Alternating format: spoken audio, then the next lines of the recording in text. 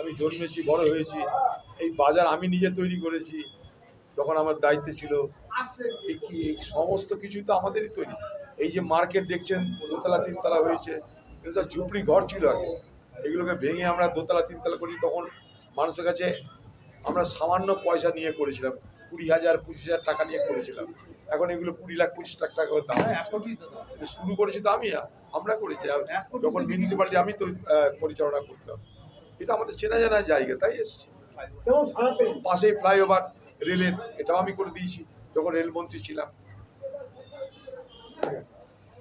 আর কি, বাচ্চু ভোট দিবে না জানি, ভোটে দাঁড়িয়েছি। প্রধান যে কোনো প্রার্থী যে ভোটে দাঁড়ায়, তার প্রধান এবং প্রথম কাজ হলো মানুষকে অ্যাপিল করা, বলা যে আমি দাঁড়িয়েছি, সমর্থন করলে করবে। এটা আপনাদের উপর ছেড়ে দিলাম, সমর্থন করবে। সেটা যদি দেখা তো করতেই হবে।